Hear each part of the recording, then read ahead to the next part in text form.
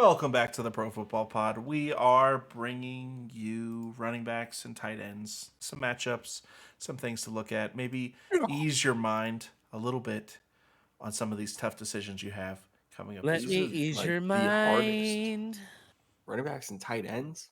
I mean, you're talking about the biggest injury position and then the hardest position to actually gain value in. I am glad that you said that because sometimes it's not just about the injury to the player itself. Sometimes it's the pieces around them. Joe Mixon is completely healthy right now and has been playing pretty freaking lights out up until this last week against Pittsburgh. And he only had 8 carries for 16 yards. And maybe that's why Well, he didn't do well. But I think that part of it as well is that whenever they're going to be down in every game that they play through the rest of the season, then they're going to need Joe Mixon to receive the ball. And he's not a scat back receiving guy. He can get it done in the receiving game, but he's not Devon Achan. He's not, Keaton Mitchell. He's not some guy that can just catch it and take it 75 yards like a whisper in the wind. I think he that said Keaton Mitchell. A well, he's whisper also in the super wind. fast. Thank you. Thank you for appreciating that part. So I don't know if I'm playing Joe Mixon anymore. Like I've got him in a couple of leagues, and I think I'm going to look at other options if I have them available, even if they're lesser. Like they're not at the same caliber. What do you guys think, though? I mean, it kind of goes for all Bengals players in any team that's dealing with a backup quarterback I like I this. think except for Jamar Chase. Jamar Chase has to be started. He's It's hard. healthy. If he was Yeah. unhealthy, I would say sit him. Like we're saying with Cooper Cup. Shout out quarterback wide receiver episode. But Go back and watch it. yeah. But yeah, what do you think, No, Justin? if it's not a full PPR league, which if you're not playing at least half point PPR at this point, just what are you doing? Like come into the modern age. But honestly, I don't see any value with Joe unless it is a full PPR league. Like I don't even see value with him in a half PPR league because he's not getting that many targets to where it warrants, consideration. And because I don't think they're ever really going to be able to lean on the run at all, that for me just takes out all of the value for Joe. I mean, this last week he put up 16 yards and it was a 16-10 game. Yeah. So it was never like the game was fully out of reach. They just bailed on the running game.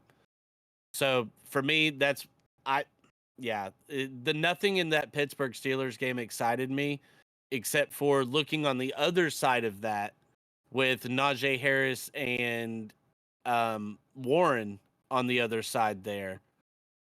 The Jalen Warren, the how effective and electric he's being with the ball right now, and Najee is actually going back to rookie year Najee to where how he's churning out these 3, 4, 5 yard carries to where I'm even, I'm okay with playing both of them at this point if we're being honest. Like now you're not probably playing them, in the same lineup together, but if I have one or the other, I'm not worried and especially this week coming up versus Arizona, if I have them this week, I would play both This of them. is the week to play both of them. Yeah, I would easily put one at my RB2 and I'd put the other one in the flex and I'd be perfectly okay with it.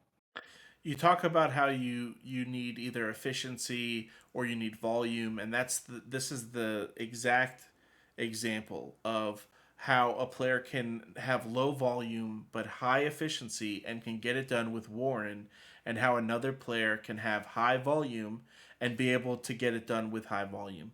I mean, it's exactly what you're looking at. I think that Rashad White for Tampa Bay is another type of player where he's like the combination of both of those things. He is such a lock for the rest of the season because he's efficient, he receives a lot. There's nobody really nipping at his heels either.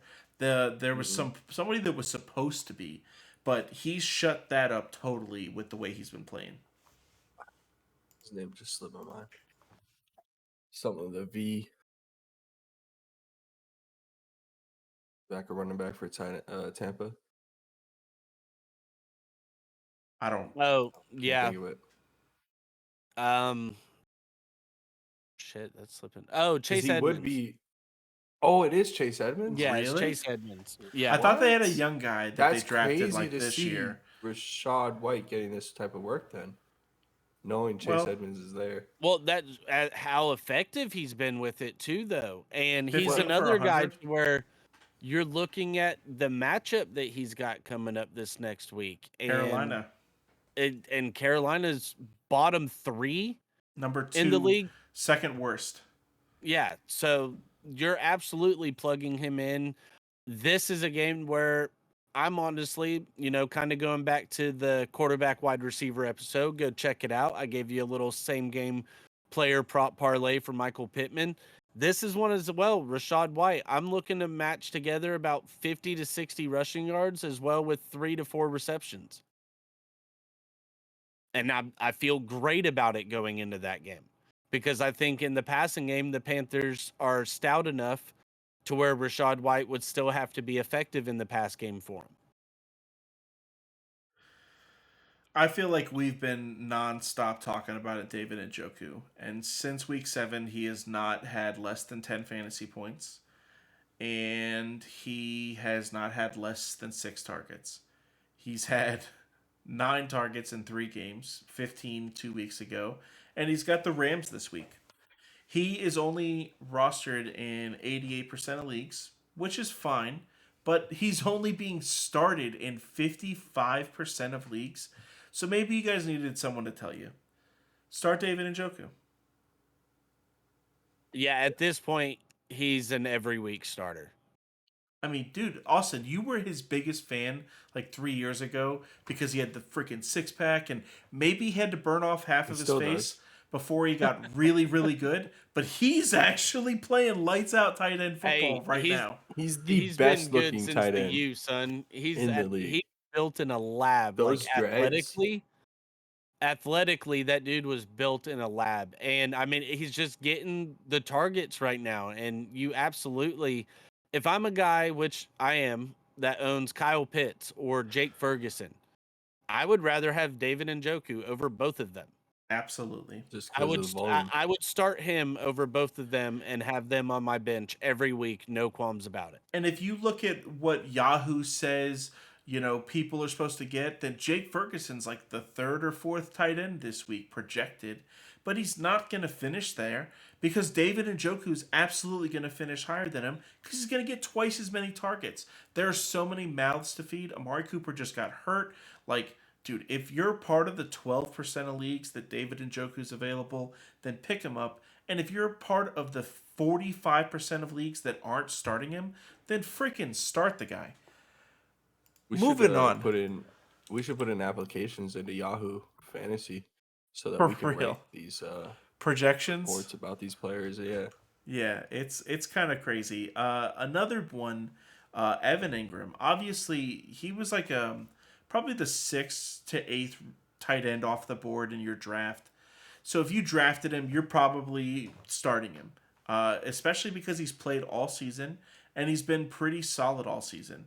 Last week he had Houston, and we want to go ahead and highlight that matchup against Cincinnati because we know another tight end that just played against Cincinnati, and they did pretty good in the move. Yeah. The Muth Galuth. Trevor Lawrence should be seeing that and say, "Yep, you're my number 1 target this week." Sorry, Calvin. Sorry about it. That's the thing with the Houston game is there was like 4 dudes that had over 5 targets in that game. Like Lawrence was spreading it out, but you look at the matchup and just how bad Cincinnati has been over this season, losing Jesse Bates and Von Bell have absolutely just it's shown up in every which way, and that factor alone, tight ends have just been eating against them all year. Kincaid absolutely torched them. And so I don't see any reason why Evan Ingram shouldn't put up, 70 stellar for numbers 80 this and a week. touchdown. If his receptions props opens up at 4.5 receptions, I hammer that over. Take it at 5 for plus 110. Yeah, and that's where he had an off week this last week, but Dalton Schultz as well. His matchup with Denver. That's the perfect time. Was whenever they we have an just off saw week what is to buy Njoku into did that. versus Denver. Like, I don't feel bad for Schultz being able to do that, especially knowing with Pat Surtain on the outside and Justin Simmons on the back end. I expect them to focus more on Nico Collins and Tank Dell. So I expect Schultz to eat versus Denver as well. And do we know if Noah Brown is going to be healthy? I know he missed last week. I think that whenever their offense is fully healthy, that Dalton Schultz and Noah Brown are able to eat so much because of all the Noah attention Brown, that has to go everywhere else. Noah Brown only gets into the game whenever Cook is out. Whenever Robert Woods is out. Yeah. So, and he's been back. So that's why we haven't seen Noah Brown lately, which Gotcha. sucks because I think that team is elevated so much more when Noah Brown's out there. Just a bigger bodied receiver like that elevates Tank Dell, elevates Nico. Like, he's just Woods is too much like the other receivers to me. He's too much like Tank Dell out there. Now, how do you feel about Cade Otton as a streaming option versus Carolina? So he's only rostered in 29% of leagues. And honestly, man, when you guys look at his targets, like since the bye, he's had a low of 2 and a low of 3. And other than that, he gets 4, 5, 6, 6, 9. Like, we like targets on our tight ends. He's got 1 game with 2 touchdowns since the bye. He doesn't get very many touchdowns. But this is a game, I think, where it's a divisional game against Carolina, and they're going to need him. I think that Mike Evans has been overutilized a little bit, and teams are starting to like zone in on that. Anytime touchdown scorer, Mike Evans. Lock it in. Heard it here He's first. been doing it. He's been doing it. If he doesn't drop it. Like, it is so funny, too, because of how much, 50-50. like, dating back to, like, when we started the pod last year, that I've just been trying to defend him because you hate him so much. And then this season, I swear, like, every time I turn on the Bucks and they're throwing some kind of a deep pass or any kind of, it's just a drop right through his hands. Like, just a stone cold drop. Yep. And, man, it just breaks my heart every time because it's like, I try. You're trying to put some really film together so that you could be like, look, Colby, look at how successful he was for this much time in a row. But every time he just fucks it up halfway through. And what are we supposed to do? Now, Tampa Bay gets to play against Carolina. Tampa Bay's defense is suffocating and great. And what happened to Devin White last week, where he just got swiped through on the touchdown, isn't going to happen again. All right, Bryce Young he's not going to do that. So I think that if you needed a defense, Tampa Bay would be a great defense to stream in your lineup so far this week. You guys got anything else to add? Yeah, so if you just haven't been paying attention to this episode, we kind of like the Bucks versus the Panthers this week. Yeah. Mm-hmm. Like, we're just all in on the Bucks versus the Panthers. They're playing at home, 4:05 kickoff. Now, the Panthers interim coach. So I wanted your guys' opinion. All right. We know what Do you that think means. that their roster is actually good enough to for the head coach, the interim head coach buff to be enough? Because like Vegas had a good roster already. Now versus Tampa Bay, it's a divisional game too. Statistically, it shouldn't be because I think Tampa Bay up and down has the better roster. Like so much better roster. Statistically, so who wins this game? Statistically, I think that you're right. What coach but it's gets not 100%. It's not 100%. It's not 100%. It's not 100%. It's put all it's up your there, though. rent money on it. Don't do that. All right, so Carolina let me go ahead Panthers and money get that line. pulled up and see what that early line is for next week here for you. Then, I thought you were going to put it in for me. I was scared. Let's see. So Tampa Bay is -5.5 at home. Let's go. Panthers on the +5.5. 240 on the money line. This is CJ's. Sorry, it should be CJ. This is Bryce Young's coming out game.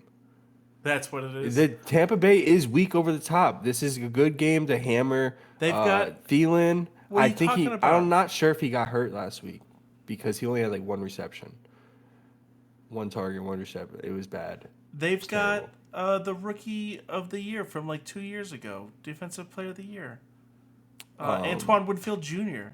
I know that. I understand that, but their secondary has just been getting torched. I feel it's that. just it is what it is. Like I feel that. Torched and by so like Dort. this should be No, I'm sorry, that one of just those rhymed. games. I had to. This should be one of those games that he eats. Well, if you need tea, go to TulsiRoseTea.com for all of your tea needs. Everyone needs tea. Everyone needs tea, Tis the especially season. Tis the especially season. whenever you have a cold, just like me. That's why we got the Cattail Cold Buster. So, Buster Brown, go ahead and head to TulsiRoseTea.com. Make sure to stop by on Friday. We're going to be doing a live show. Live show. Giveaway. I was getting all messed up with the production stuff. Doing But a yeah, live Jersey show. giveaway. Giving a 500 live show. subscribers. Come on. We want to give y'all a jersey. Help us help you. Any jersey of your choice. CJ Stroud.